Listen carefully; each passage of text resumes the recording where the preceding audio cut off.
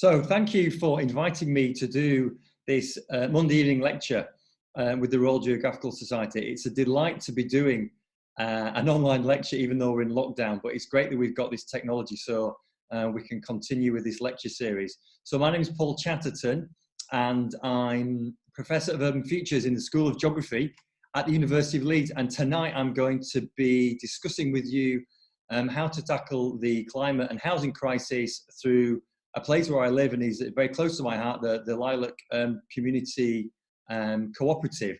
And I'm sat here in the Common House at Lilac Grove, and you can see out the window there's Lilac I'm going to be talking about. So it's really great to be with you. So for the next 45 minutes or so, I'm going to talk you through some PowerPoint slides, which will allow us to understand a little bit about how we at Lilac here are responding to the housing crisis and the climate crisis. But first, I'm just going to share my screen because earlier today, I made a little walkthrough video of the site just so you can get a little bit more information at first hand through a little visual walkthrough I did. So I'll just click on play.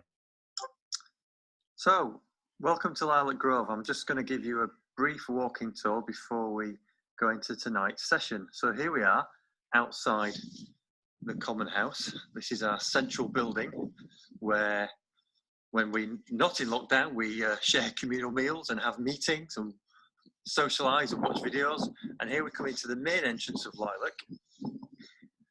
And you can see in front of us some of the houses. And these are the 3- and 4-bed houses down here to this side. This is what we call the East Green. And these are some of the apartment blocks. And this is our pond and our decking. And there's the Common House in front of the pond. So I'm just going to walk up past the East block. And as we're passing, you can see the mod cell panels. Those are the straw walls, which we'll talk about tonight. And these are the homes of the balconies. This is the other block. And then we get up to what we call the West block. Those are the 3-bed homes. These are the other apartments. So that's all 20 homes in Lilac. It's a mixture of apartments and houses. And this is our play area. There's our play area. Here's one of the bike sheds. So we've got 60 bike hoops on site. So we'll talk about those later. And this is one of our little pocket car parks here. 5 up here and 5 down the bottom. So that is Lilac in a nutshell. Super. So that was a little visual taster because obviously the great thing about somewhere like Lilac is that you really have to see it to believe it. And so I'm going to give you some more texture really to what we've been trying to achieve at Lilac Grove over the last 7 years. So as I said, I'm one of the co-founders, and I've been doing a lot of my research at the university on the significance of this kind of community-led housing. So Lilac stands for Low Impact Living Affordable Community. Essentially, it's a co-housing cooperative. We're formally a housing cooperative. The houses are made from 3 naturally sequestering materials: straw, timber and lime. And I'll be talking a little bit more about that in my talk later on. So this is an overview of the picture of the site. You can get a sense of our 20 homes. So there's 54 people, that's including adults and kids, across 20 houses, both apartments and houses. So where did this all start then? The key thing for me to get into this story is how we came to create the Lilac project. And it was really set in a sense a bunch of challenges which were emerging about 10 years ago when we had the idea for Lilac. So the first big challenge, obviously the economic and the housing crisis challenge, which has settled in over the 2010s, where we have essentially a dysfunctional housing market for many reasons. Mainly the affordability gap between wages and house prices, but also the privatisation, the buy-to-let markets, and the foreclosures has been happening in our housing markets, but also 10 years of austerity, which has really stripped our ability to build the kinds of housing we need to tackle some of the social and ecological challenges we face. So these were the kinds of things at the forefront of our minds when we were trying to think about, as a normal group of citizens, how we would build a housing community. And then obviously the other big thing which was at the forefront of our minds was the climate crisis, which of course has been escalating since we moved into Lilac in 2013, because we had the United Nations Paris Agreement a few years ago, where we set very clear targets to hold global temperatures to no more than 1.5 degrees above pre-industrial levels. Now, we're not doing a very good job at that. The key thing is housing plays a key role in this, given that housing, say in the UK, accounts for 25% or even more of national carbon emissions. So that domestic emissions footprint really needs to be tackled if we're going to get on a safe pathway to 1.5 degrees within a decade or so. And I'll talk a little bit about how we do that at Lilac, not just in terms of our building fabric, but in terms of changing our behaviour. Then, of course, there's a social crisis. And as we were building Lilac, we were in the middle of what we call the English riots in 2011. And that was a really important precursor to when we were moving in. The great unsettling almost 10 years ago now of our social fabric, which hasn't really settled down. And we have housing stock and ways of designing our neighbourhoods, which hasn't allowed us to create that stability and that cohesion we so desperately need at that local level. We have on one side very kind of poor quality and informal and precarious housing stock. On the other side, very stable but high carbon suburban lifestyles, which are storing up a whole bunch of problems, especially in terms of social isolation and high carbon living. So there's a whole bunch of different kinds of social crises embedded in these kind of housing stock. So we kind of came up at Lilac with a particular model. We settled on 3 ideas.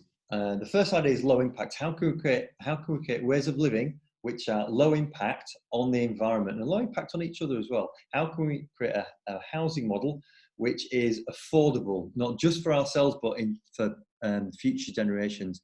And how can we create housing which builds in community, rebuilds those community bonds, which are so important, as we're seeing now in this COVID crisis, and those deep bonds which can build in local resilience. So low impact living, affordable community, with the 3 aspects of Lilac. And you can see on the inner wheel a whole set of values which brought the idea of Lilac to life around equality, well-being, diversity, etc.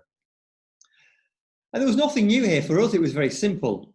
It was an ancient idea. You know, people have been wanting to build and living in great housing and almost kind of like very coherent village life for centuries and millennia. So we felt that what we were doing was not that novel. It was really returning to some of those cherished values which we live by as humans. But it feels very novel and almost pioneering because of the deep dysfunction of our contemporary housing market. So people, I think, were very alive to what we were doing because of the difference. And here we all are in 2010.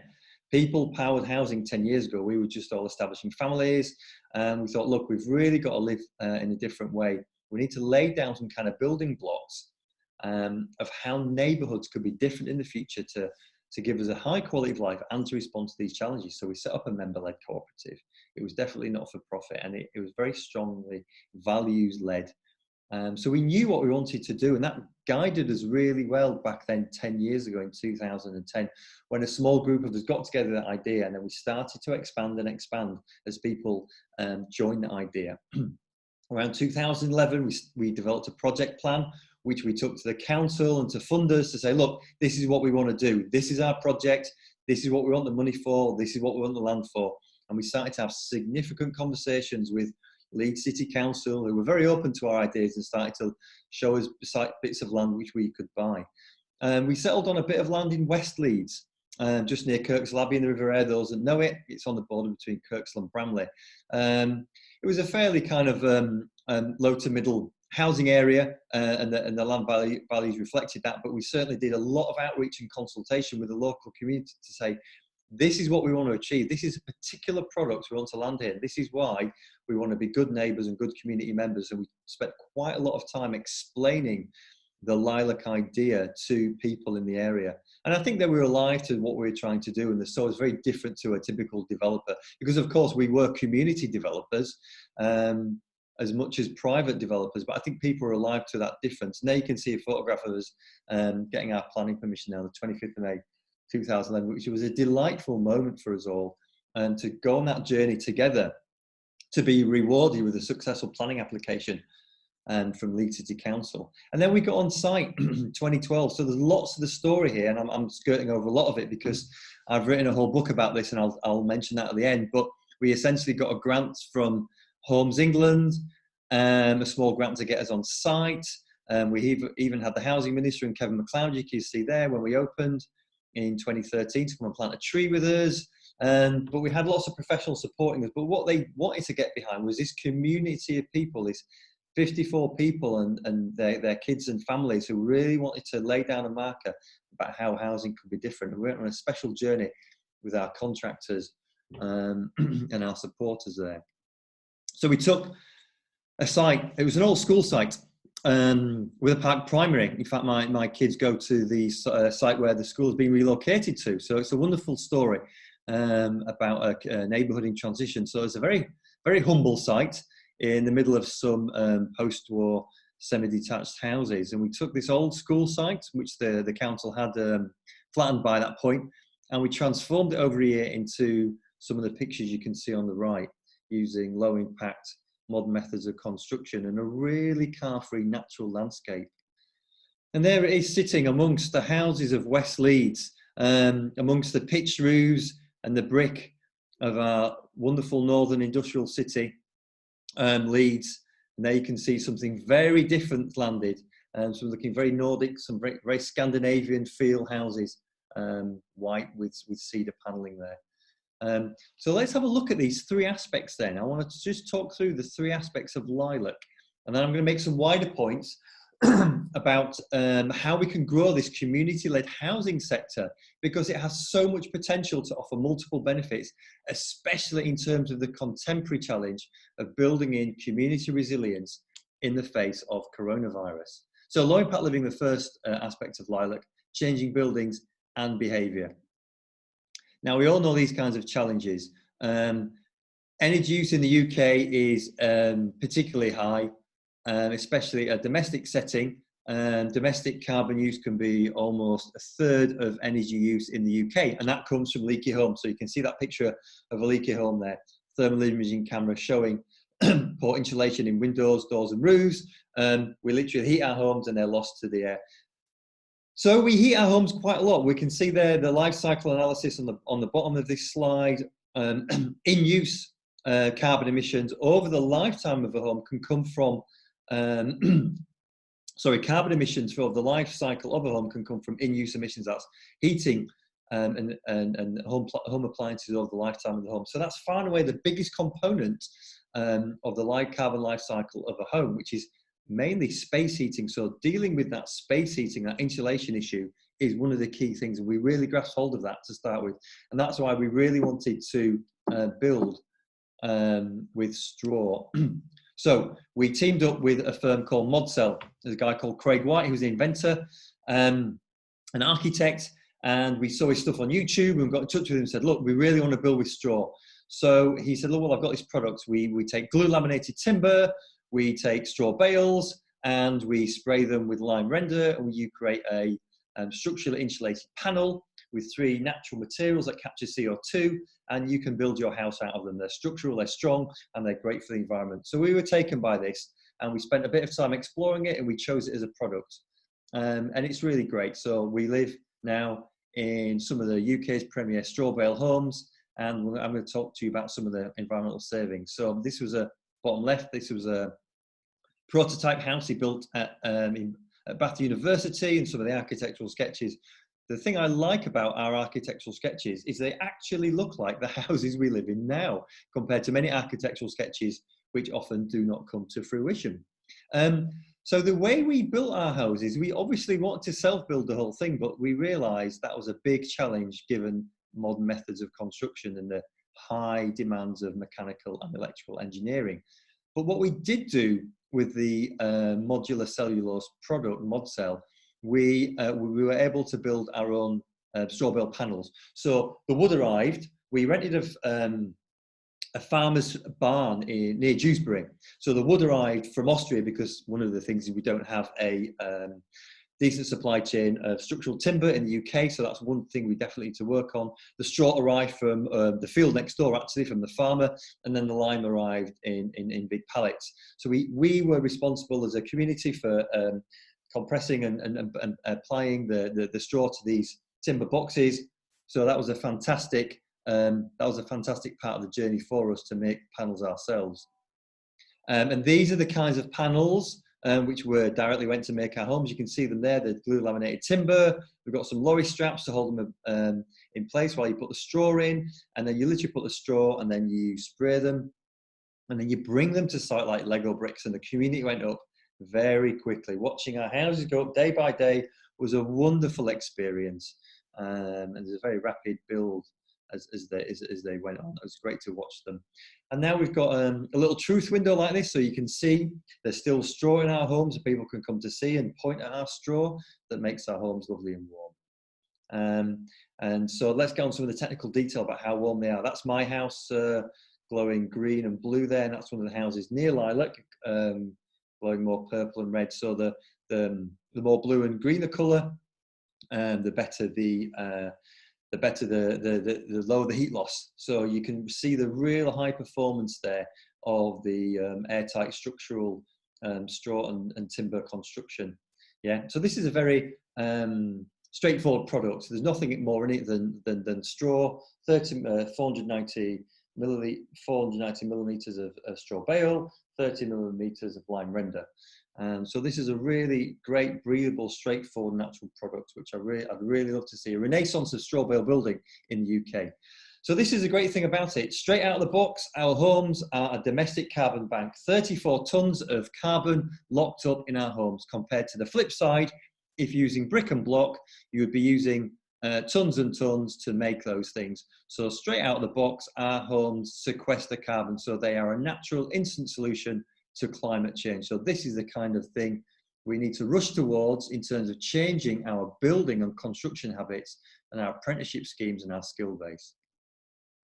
One of the key ways we've locked in further savings is the house that I'm sat in now, called the Common House.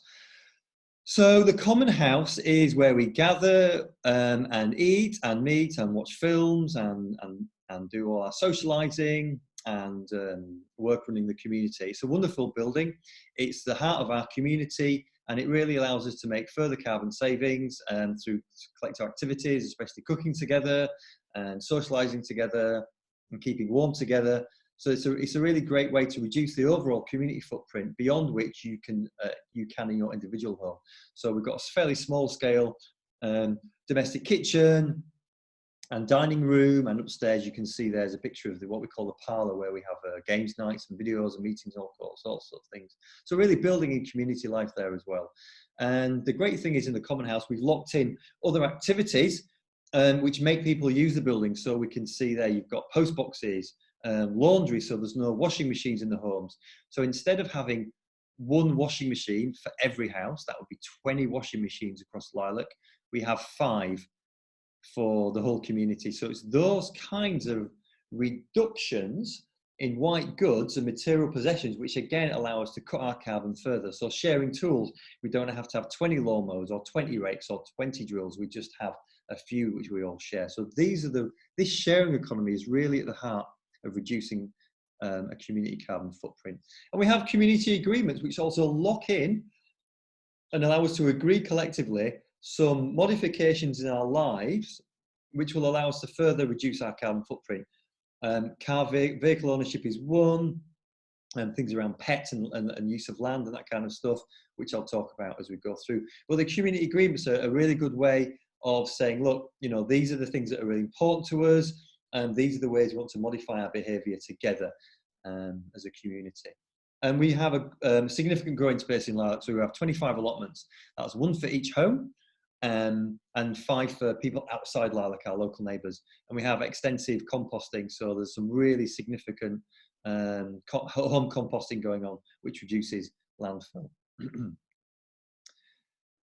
Transport in Lilac is really key to reducing our carbon footprint and increasing local well-being and air quality, right?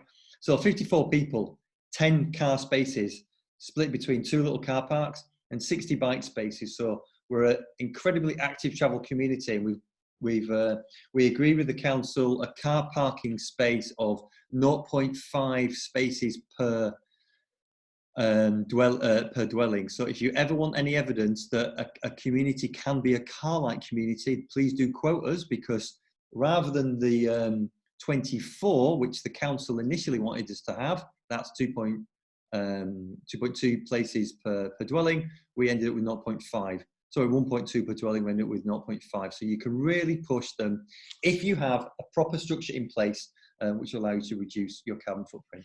And there's a whole bunch of material here for those people that like kind of environmental facts, but these are just some of the headlines about Lilac's environmental performance. So we are not a passive house structure. Many of you might know about passive house, but we're fairly close to that.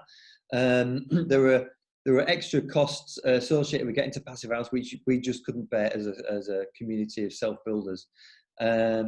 Things have moved on as well, because remember, we were building in 2010, things have moved on a lot. But our energy efficiency rating is in the Bs and the 90s, that's great. As I said, we've got straw walls, really good U values, 3 times higher than UK building regs. Annual heating need there is 3,500 kilowatts. UK average is 15,000, so you can see how much better we are in terms of our annual heating needs. Look at that, 900 kilos of CO2 a year for a 3-bed. In terms of that annual heating need, the UK average is 3,000 to 5,000 kilos, so really some great improvements there. Air permeability, really great, which allowed us to have mechanical ventilation with heat recovery. Those people are into that kind of stuff. So remember, it's important to ventilate airtight homes, so you might as well recover the heat. Passive solar heating, so when you'll see the pictures, a lot of south-facing glazing, which is really important, because that will trap and heat your homes naturally without using heating. So south-facing glazing is really great. Overheating is actually an issue for us because of climatic changes rapidly since 2010. So minimal gas heating there. We're looking to really go off grid the next few years because of the climate emergency ramping up. So we are going to install more PV, air pumps, that kind of stuff, get rid of our heating. Remember, we were quite an early phase demonstrator in terms of environmental features. And then the solar PV is really great on site. Several thousand kilowatts generated since we moved in. And here's some interesting stats really. So look at the amount of the differences in terms of gas, electricity, water, some of the real kind of savings there in terms of, say, gas use, 3,000 kilowatts rather than 12,000. So my gas bill in my 4-bed house is £200 a year. Yeah. Compostable waste, look at that, really some really great savings there. Non-recyclable waste in a typical house in the UK, over 500 kilos, in Lilac 150 kilos. Well, one of the great things, you look at this, 90% of people in Lilac commute by bike, bus, rail or walk. It's only 37% in the UK as an average. So some really significant built-in discussion-based community action there to really reduce our carbon footprint across a whole bunch of areas: water, electricity, gas, composting, waste and travel. So we're thinking holistically across all those different areas. So here's some very rough figures I was doing the other day, and I'm going to work on these much more in a research paper I'm writing. But look at this: if a typical UK house was like a Lilac home, every year it would save over 3,000 kilos from energy use, over 112 cubic meters in water, over 385 kilos in non-recyclable waste, nearly 2,000 kilos of CO2 from reduced car use. And a bit of fanciful thinking, if every home in the UK was like a Lilac home, we'd save nearly 90 million tonnes of CO2 from home energy, 3 billion meters cubed in water, 109 million tonnes in waste, and 50 million tonnes from reduced car use. So it's all about scaling up. It's all about scaling up what we've done at that micro level and testing it and rolling it out. And we have to scale this stuff up really quickly given the climate emergency. Okay, so the second aspect, affordable, means green housing for all and the sharing economy. Let's have a look at this. This is the issue we're up against. Look at the red line, that's average house prices and wages not keeping a pace. And one of the big difficulties we have is land banking, you know, people not being able to get hold of land because they're locked up with volume builders and their land banking practices, and the community housing market having difficulties flourishing because most housing products are built by the big 4 or 5 who take most of the allocations of the site. So this is the kind of thing we're up against to unlock this flourishing of community-led housing builders. And we are what we call an intermediate housing market product.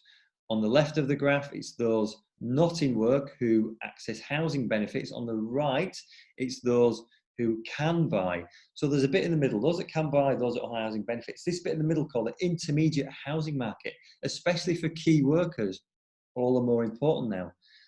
So this broad intermediate housing market is what we built. And we did it in a cooperative way. So we wanted to build cooperative housing. And as this graph shows, cooperative housing in the UK is very, very small. So there's a huge scope to increase cooperative housing. And because we are our own developers, we are community developers, we took our own profit and recycled that into a reduction. Hence the build cost was relatively affordable. So you can see the circled bit of this table. Average house price in Lilac, £140,000. Average house price in Leeds, 170. This is 2013 figures. Yeah, so build cost about £1,100 a square metre. So some really affordable build costs here because we recycled that profit into a discount because we were housing ourselves. Now we use this particular model called a mutual home ownership model, and it's a particular way of, we do whole lectures on this, so I'm not going to go into it in detail tonight, but I have written about this quite extensively in my Lilac book, and there is plenty on our website, lilac.coop. But a mutual home ownership society is a little bit like owning a home, but a group of people own their homes mutually, and they distribute equity shares amongst themselves, and what they do is there is a fixed proportion of your net household income that you pay every month. So every household pays 35% of their net household income to Lilac every month. Now this purchases equity shares. When you've bought all those equity shares, you only pay 10% as a service charge. Now that's the headline of how we work as a Lilac. But the big wow factor of our model is that the value of equity is linked to wages and not housing market values. So it only goes up, remember that graph I just showed you, it only goes up with wages, not escalating with the market value of houses. So what does that mean? It means that this creates permanently affordable homes, which are constantly linked to wages and not house prices. So they will remain permanently affordable for future generations. And this is the key thing about our model that people have been attracted by, because amongst all this commodification and dysfunction in the housing market, we've created an affordable housing product. Now, this is a graph which looks at that, because really, as well as this 35%, you can see down here, this 35% on the bar chart that is our mortgage type payment in Lilac. Our energy bills and our maintenance are really low because they're built into that 35%, whereas in a typical household, they'd be on top. So we have more disposable income left after all our house outgoings. This is a really key part of Lilac, because in that 35% that you pay every month is included your investments in your renewable energy, which makes your bills cheaper, and maintenance and insurance of your house, which makes your living costs cheaper, which gives you more disposable income at the end of the month.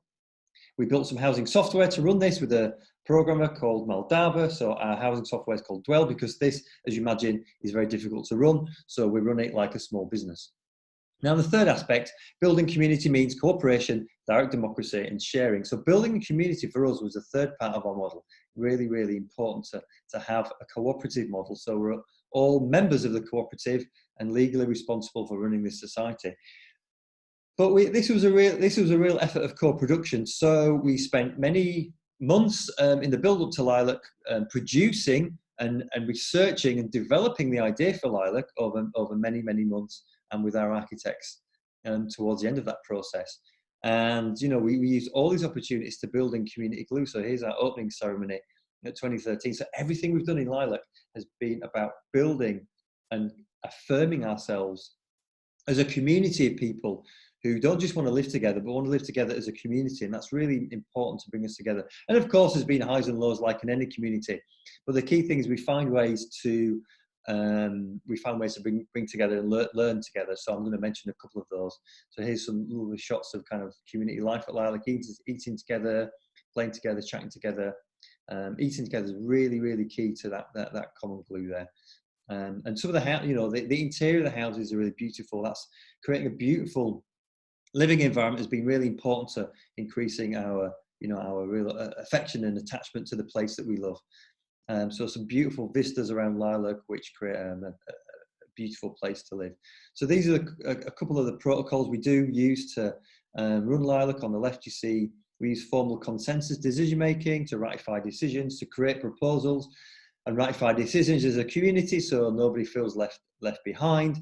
And we use non-violent communication, so we all can at least try and communicate effectively, because obviously living around 54 people, it's really important that we all communicate effectively as possible. And we're not all just simply born to be effective communicators. We have to learn to communicate just as we have to learn to read and write.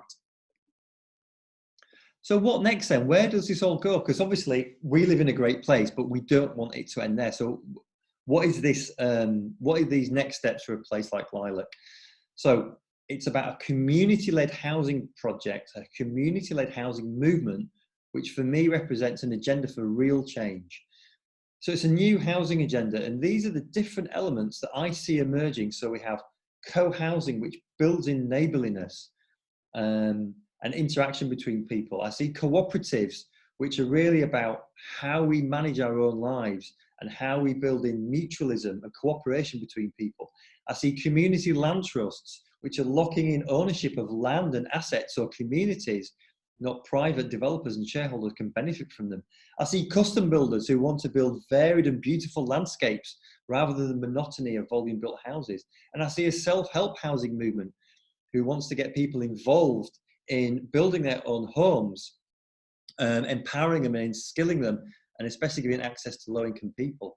So this is a new housing agenda for me, and it's particularly important given the COVID crisis and how we can rebuild our housing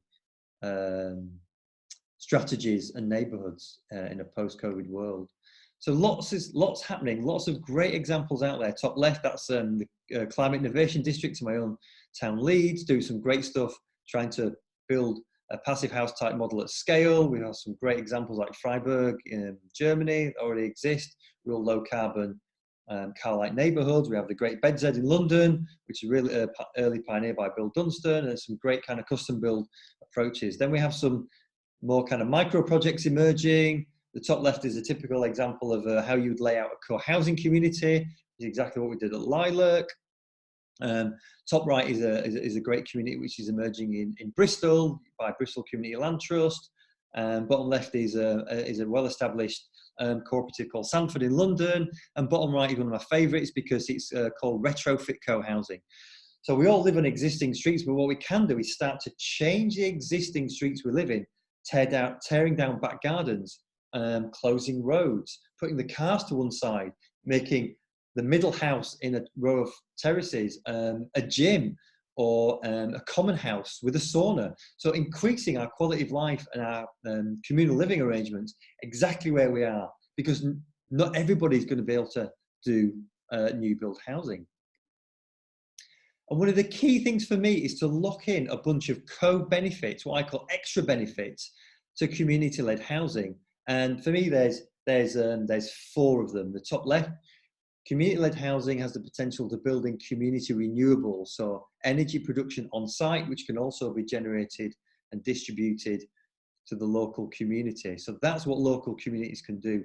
Top right, we can build a local economy, so we can start reskilling, doing local procurement, local employment, and start to create a virtual cycle of growth from these community projects in the neighborhoods they're being built in. Bottom left, food growing, that's in Michigan, Detroit. It's a great example of local food growing. But what community-led projects do is they're aware of the importance of building in local resilience, especially around food, and they will allocate land to food production for local people, which is great.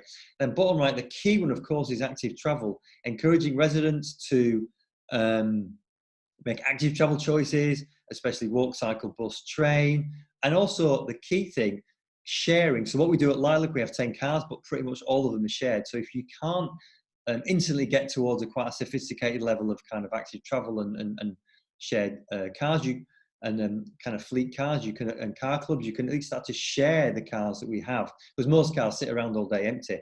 So it's about that sharing economy in transport, which can really make some significant carbon saving gains. And one of the things I helped set up in Leeds with some other great colleagues from organisations like Latch, Canopy and Gipsel, are really great self-help organisations, housing organisations. I helped set up an organisation called Leeds Community Homes. So we're a community land trust for Leeds. We build and renovate affordable homes, and they've gone to do great things, buy 16 homes with a community share offer, which we did and raised £360,000. So you could do a community share offer in your patch. We raised £250,000, which was great. And our aspiration is really to build a lot of homes over 10 years, which use all those models, those co-ops, those land trusts, those custom builds, those co-housing, all those models we talked about before, self-help, and really start to lay down a different kind of model and supercharge this kind of approach. So finally, I'm going to end on, we're in the middle of a coronavirus crisis, hence I'm doing the lecture online here tonight, and we're not all gathered together in London. And I think this is particularly important because we have done a lot of learning here in Lilac in terms of how we respond to this crisis, because you can imagine an intimate, shared geographical neighbourhood like Lilac presents some particular and unique problems in terms of social distancing and self-isolating and living by appropriate guidelines to make sure that we can all live safely and together. So we've had extensive conversations within Lilac in terms of laying down particular agreements, like we normally do, in terms of how we want to implement government guidelines on a shared site. And this is a particular challenge for many kind of like shared communities around the world in terms of how you manage shared spaces and shared facilities given lockdown and social distancing regulations.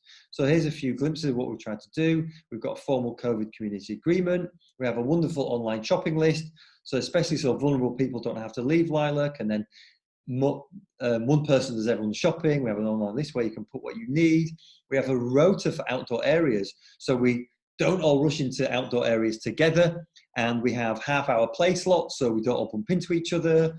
And we already have generous outdoor spaces. So one of the key things is that we need more generous car-free, car-light spaces built into our communities, because what we did at Lilac, as well as reducing the number of cars, we segregated them to create a car-free site in the middle.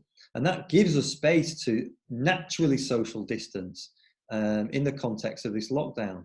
So we're using lots of teleconferencing for not just for meetings, but for social activities, lots of social distance chatting over balconies and fences. So I would really advocate for a complete transformation in how we do neighborhood and sustainability design to build in local resilience. And I think we've learned lots from Lilac in terms of how we could do that. So housing after COVID then, there's some really important lessons that we could take from this community housing movement, from cooperatives, from co-housing projects, from community land trusts, which are naturally locking in solutions to a problem like coronavirus. So we really need to pay attention to funding, to regulations, to legislation, to policy, to promote these kinds of housing solutions, because they build in neighbourliness, which is really important when you want to maximise responsible social interaction in a context of lockdown. That can promote community ownership, which can build in permanent secure homes, which, given the vulnerability we've seen in the housing market, in the face of coronavirus, and people not being able to afford to pay their rents, having more stable and permanent and secure homes is a real priority. We've seen a sharing economy where people can start to share things, which means they don't have to go far from their homes and risk interacting with people and risk infection. And we've got that natural alertness and checking in with each other, especially with our older and some of our vulnerable residents, in terms of making sure they are well. Building in local food so you don't have to rely on large queues and supermarket shoppings, and obviously some of the panic buying that we've seen over recent weeks. Active travel, so responsible social distance, active travel is really key to this. Generous pavements, generous green spaces where people can socially, responsibly exercise.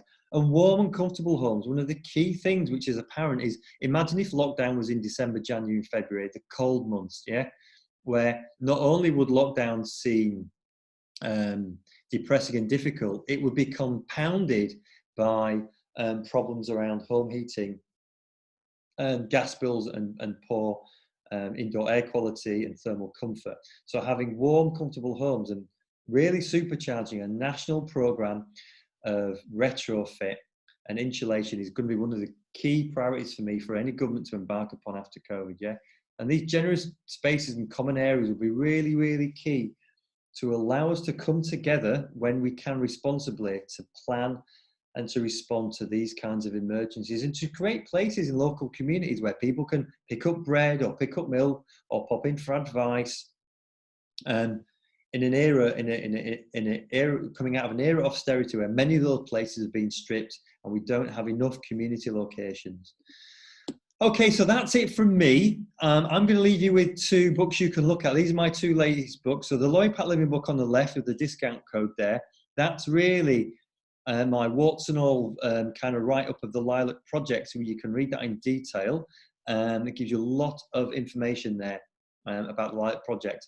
And my recent book, Unlocking Sustainable Cities, which a lot of the ideas went on to in terms of how we can build a broader agenda for community change. And that's, I've got a website, Unlocking Sustainable Cities, that's with Pluto Press. So you can follow me and Lilac on Twitter, and there's our Twitter handles, Paul Chatterton 9 and Lilac Leeds, and there you can see the Lilac website, lilac.coop. So I'm going to leave it there now because we're going to move on to questions, and it's been an absolute delight, even though I'm sat in a room on my own, to know that you're all out there listening and engaging. So I'm going to leave it there now and pass over to questions. It's been really great, and I'm going to stop the slideshow, and then we're going to move on to questions. So thank you very much.